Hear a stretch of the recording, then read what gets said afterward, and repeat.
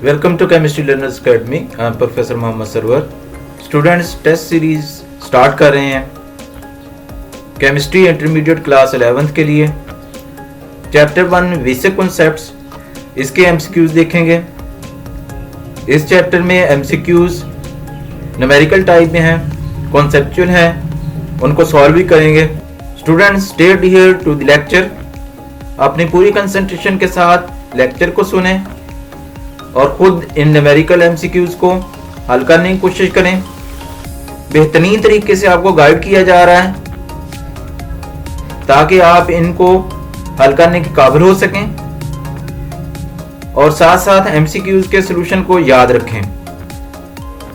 Students आज के lecture में एमसीक्यूज बहुत इंपॉर्टेंट है एग्जामिनेशन पॉइंट ऑफ व्यू से. Students first A, isotopes differ in number of. इसके लिए ऑप्शन दी हुई हैं. Number 1 electrons, 2 protons, 3 neutrons and number 4 पर है प्रोटॉन नंबर. इसके लिए ऑप्शन सी न्यूट्रॉन्स दुरुस्त है क्योंकि आइसोटोप्स ऐसे एटम्स होते हैं जिनका एटॉमिक नंबर सेम होता है लेकिन उनका मास नंबर मुख्तलिफ होता है और उनका मास नंबर मुख्तलिफ उनके अंदर न्यूट्रॉन्स की तादाद के फर्क की वजह से होता है. इसलिए इस क्वेश्चन के लिए ऑप्शन सी न्यूट्रॉन्स ये मौजूद तरीन है. अब नेक्स्ट क्वेश्चन की तरफ आते हैं. Isotopes differ in. 3 ऑप्शन दिए हुए हैं. Number 1 properties which depend upon mass. Number 2 arrangement of electrons in orbiter. Number 3 chemical properties. Number 4 है the extent to which they may be affected in electromagnetic field. इसके लिए option A दुरुस्त है, properties विच depend upon mass, क्योंकि isotopes का different mass number के फर्क की वजह से होता है. अब नेक्स्ट क्वेश्चन नंबर 2 की तरफ आते हैं. Which of following statement is not true. वाज़ेह रहे कि इस क्वेश्चन में उस स्टेटमेंट को चूज करना है जो कि दुरुस्त नहीं है. यहां पर 4 स्टेटमेंट दी हैं.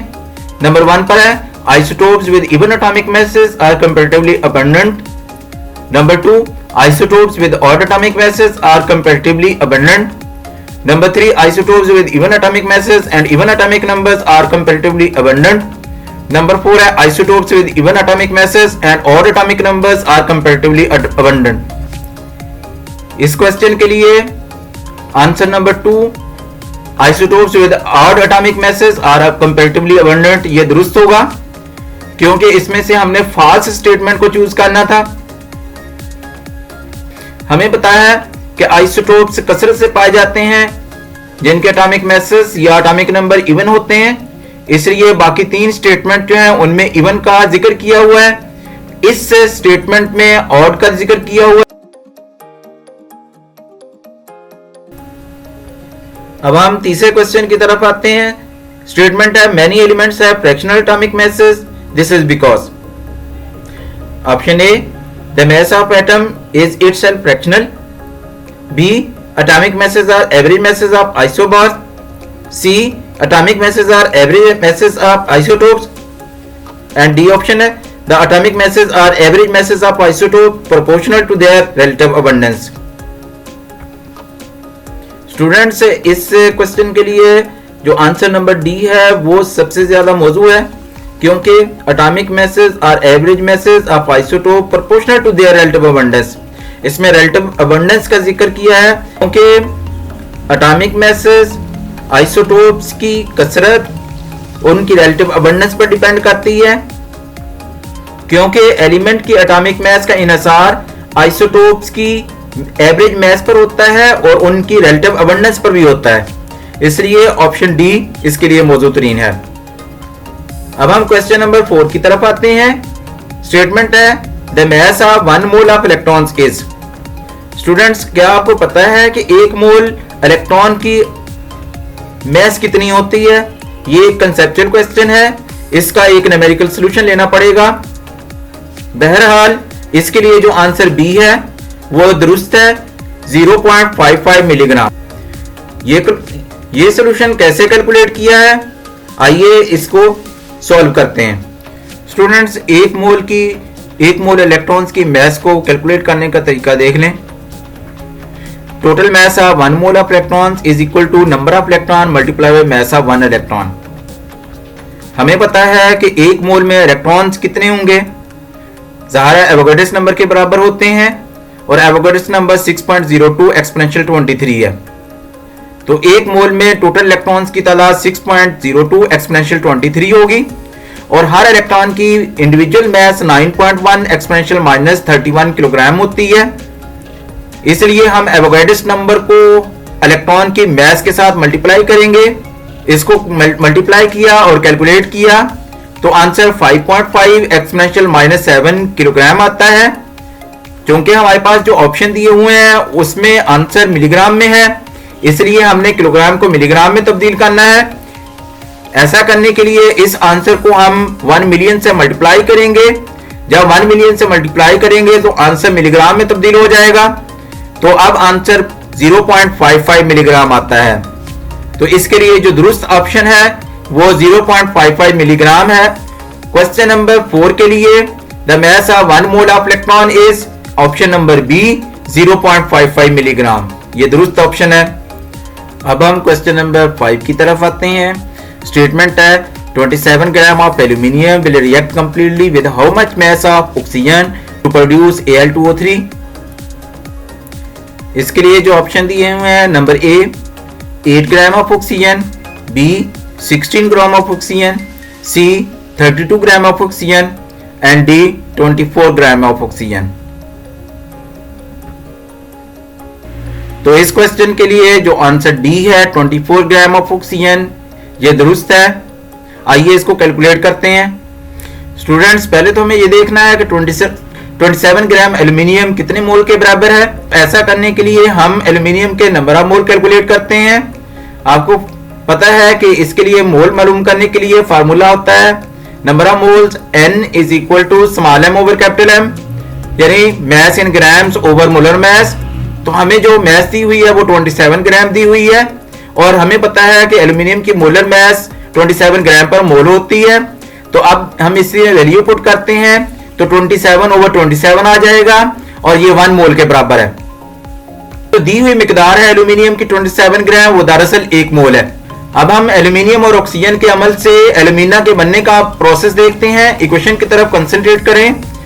यहां पर देखें कि एल्यूमिनियम के 4 मोल ऑक्सीजन के 3 मोल के साथ मिलते हैं तो 2 मोल एल्यूमिनियम के बनते हैं। तो यहां पर एल्यूमिनियम और ऑक्सीजन की आपस में प्रोपोर्शन है 4 और 3 की। जब इस रेशो को सादा तरीन रेशो में लेंगे जिसमें एल्यूमिनियम 1 हो तो फिर ऑक्सीजन के लिए 3/4 आएगा। स्टूडेंट्स, यहां पर हम ऑक्सीजन की मास मालूम कर सकते हैं। हमें पता है 3/4 मोल्स इस्तेमाल होंगे। तो हम मास मालूम करने के लिए मोल को उसकी मोलर मास से मल्टीप्लाई करते हैं। जो मोल है वो 3/4 है, मल्टीप्लाई बाई 32 ग्राम पर मोल मोलर मास होती है ऑक्सीजन के लिए। तो इसको सॉल्व किया तो आंसर आता है 24 ग्राम। तो यहां हमारे लिए जो ऑप्शन डी है 24 ग्राम ऑफ ऑक्सीजन, ये दुरुस्त है। अब हम क्वेश्चन नंबर 6 की तरफ आते हैं। स्टेटमेंट है the number of moles of carbon dioxide which contain 8 gram of oxygen. इसके लिए 4 ऑप्शन दिए हैं 0.25, 0.5, 1.0 एंड 1.5। तो इसमें आपके ख्याल में कौन सा जो ऑप्शन है वो सबसे बेहतरीन है? इसके लिए भी हमें क्वेश्चन को सॉल्व करना होगा। स्टूडेंट, इस स्टेटमेंट में हमें ग्राम्स में मास दी हुई ऑक्सीजन की, जबकि हमने नंबर ऑफ मोल्स मालूम करने हैं। ऐसा करने के लिए हम इसको सॉल्व करते हैं। ऑक्सीजन की मोलर मास हमें पता है कि 32 ग्राम पर मोल होती है। तो इसलिए 32 ग्राम ऑक्सीजन ये 1 मोल के बराबर होगी कार्बन डाइऑक्साइड में जो मौजूद है। Student, 32 gram of oxygen are present in carbon dioxide is equal to 1 mole. Gram कितने में मौजूद होगी? तो इसको हम डिवाइड करेंगे 1/32। क्योंकि हमें जो मास दी हुई है वो 8 ग्राम है ऑक्सीजन की, इसलिए 8 gram of oxygen will be present in carbon dioxide is equal to 1/32। Multiple option दिए, 4 ऑप्शन दिए हुए हैं। उनमें जो ऑप्शन ए है वो 0.25 है, वो यहां पर दुरुस्त है। ए ऑप्शन दुरुस्त है। तो तो स्टूडेंट क्वेश्चन नंबर 6 के लिए जो ए ऑप्शन है उसको मार्क करेंगे, 0.25 इसका आंसर है। अब हम क्वेश्चन नंबर 7 को देखते हैं। स्टेटमेंट है the largest number of molecules are present in. इसका मतलब है कि मॉलिक्यूल्स की तादाद दी गई मिकदारों में किस में सबसे ज्यादा होगी। यहां पर 4 ऑप्शन दिए हुए हैं। नंबर 1 पर है 3.6 ग्राम ऑफ वाटर, नंबर 2 पर है 4.8 gram of C2H5OH ethyl alcohol, number 3 पर है 2.8 gram of carbon monoxide and number 4 पर है 5.4 ग्राम ऑफ N2O5। इसके लिए भी हमें कैलकुलेशन करनी पड़ेगी, देखना पड़ेगा कि 3.6 ग्राम H2O जो है उसमें मॉलिक्यूल्स की तादाद कितनी है। इसी तरह दूसरे ऑप्शन में इथाइल अल्कोहल की जो मिकदार है 4.8 ग्राम, उसमें उसके मॉलिक्यूल्स की तादाद कितनी है। तीसरे में भी कैलकुलेट करना पड़ेगा और इसी तरह चौथे में भी कैलकुलेट करना पड़ेगा। हमें उनकी मोलर मासेस का इल्म होना चाहिए। तो आइए हम नंबर ऑफ मॉलिक्यूल्स को कैलकुलेट करते हैं। स्टूडेंट्स पहले हम देखते हैं कि 3.6 ग्राम ऑफ वाटर, इसमें टोटल नंबर ऑफ मॉलिक्यूल्स कितने हैं। नंबर ऑफ पार्टिकल्स या नंबर ऑफ मॉलिक्यूल्स मालूम करने के लिए फार्मूला है capital N is equal to small n multiply by Na Avogadro's number. Capital N क्या है, टोटल नंबर ऑफ पार्टिकल्स है यानी मॉलिक्यूल्स की तादाद। स्मॉल n क्या है, नंबर ऑफ मोल्स है और Na एवोगाड्रोस नंबर है, इसकी वैल्यू होती है 6.02 एक्सपोनेंशियल 23। अब चूंकि हमें मोल नहीं दिए हुए बल्कि मास ग्रामों में दी हुई है, इसलिए नंबर ऑफ मोल्स n को हम small m over capital M की सूरत में लिखते हैं। तो ये फार्मूला आ जाएगा n is equal to small m over capital M multiply by Na।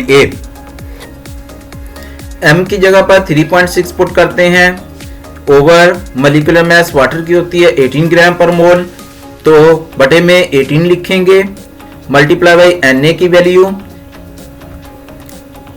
इसको सिंपलीफाई करते हैं, 3.6 ओवर 18 ये 0.2 होता है, तो 6.02 एक्सपोनेंशियल 23 को कैलकुलेट नहीं किया बल्कि इसको Na की सूरत में लिख लिया है ताकि हमारे लिए आसानी हो, इसलिए यहां पर आंसर आएगा 0.2 Na। अब हम इथाइल अल्कोहल की ग्रामों में दी गई मिकदार उससे उसके नंबर ऑफ मॉलिक्यूल्स को मालूम करते हैं। चूंकि इथाइल अल्कोहल की ग्रामों में दी गई मिकदार 4.8 ग्राम है, तो वैल्यू को पुट करते हैं 4.8 ओवर C2H5OH, इसकी मोलर मास होती है 46 ग्राम पर मोल। इसको दर्ज कर देते हैं 46 multiply by Avogadro's number Na। तो यहां इसको जब हम डिवाइड करते हैं तो 0.1 Na के बराबर आंसर आता है। अब थर्ड नंबर पर कार्बन मोनोऑक्साइड, इसके नंबर ऑफ मॉलिक्यूल्स को मालूम करते हैं। जो कार्बन मोनोऑक्साइड है उसकी मास दी हुई है 2.8 ग्राम और जो मोलर मास होती है कार्बन मोनोऑक्साइड की वो 28 ग्राम पर मोल होती है। दोनों वैल्यूज को पुट करते हैं तो m की जगह पर 2.8 रखें बटा कैपिटल M की जगह पर 28 रखें मल्टीप्लाई बाई एवोगाड्रोस नंबर आ जाएगा। तो यहां पर 2.8 को डिवाइड कर दिया 28 से, तो आंसर आता है 0.1 और 6.02 एक्सपोनेंशियल 23 Na की सूरत में लिख लिया। तो अब यहां पर हमारे पास आंसर आता है 0.1 Na। अब चौथे नंबर पर N2O5 है। N2O5 की मोलर मास कैपिटल M 108 ग्राम पर मोल होती है और जो क्वेश्चन में दी हुई मास है वो 5.4 ग्राम है। अब हम इन दोनों वैल्यूज को पुट कर देते हैं, तो अब हमारे पास आंसर आएगा। अब हम वैल्यू को पुट करते हैं तो 5.4 ओवर 108 मल्टीप्लाई बाई Na आएगा। जब 5.4 को 108 से डिवाइड किया तो ये आंसर आता है 0.05 और एवोगाड्रोस नंबर को Na की सूरत में लिखा तो 0.05 Na। हमारे पास अब 4 ऑप्शन हैं, उनमें से देखें तो सबसे पहले जब हमने वाटर के मॉलिक्यूल्स की तादाद मालूम की थी वो 0.2 Na है। नंबर 2 पर इथाइल अल्कोहल की जो तादाद मालूम की थी उसके मॉलिक्यूल्स की तादाद 0.1 Na है। नंबर 3 पर कार्बन मोनोऑक्साइड की तादाद मालूम की थी वो 0.1 A है और नंबर 4 पर N2O5 के मॉलिक्यूल्स की तादाद मालूम की थी वो सबसे कम है 0.05 Na। तो इन आंसर में सबसे जो ज्यादा नंबर ऑफ मॉलिक्यूल्स हैं वो वाटर के हैं 0.2 Na के बराबर। तो ऑप्शन ए जो दुरुस्त है। तो 3.6 ग्राम ऑफ वाटर इसमें मॉलिक्यूल्स की तादाद सबसे ज्यादा होती है। तो स्टूडेंट हमने कैलकुलेट किया, इसमें जो हमारे पास ऑप्शन ए है 3.6 ग्राम ऑफ वाटर मॉलिक्यूल्स, ये दुरुस्त है, इसको हमने मार्क कर दिया है। स्टूडेंट्स क्वेश्चन नंबर 8 देखें। 1 mole of SO2 contains, question में पूछा हुआ है कि SO2 का 1 मोल है तो उसमें क्या मौजूद होगा। 4 ऑप्शन दी हुई हैं। नंबर ए ऑप्शन है 6.02 exponential 23 atoms of oxygen. Number B option है 18.1 exponential 23 molecules of SO2। Number 3 है 6.02 एक्सपोनेंशियल 23 एटम्स ऑफ सल्फर। और नंबर 4 है 4 ग्राम्स एटम्स ऑफ SO2। तो यहां पर देखें 1 मोल SO2, इसमें स्टूडेंट क्वेश्चन में देखें SO2 का 1 मोल है, तो यहां पर हमें वाज़ेह है कि सल्फर भी 1 मोल होगा और O2 भी 1 मोल होगा। तो यहां जो आंसर दिए हुए हैं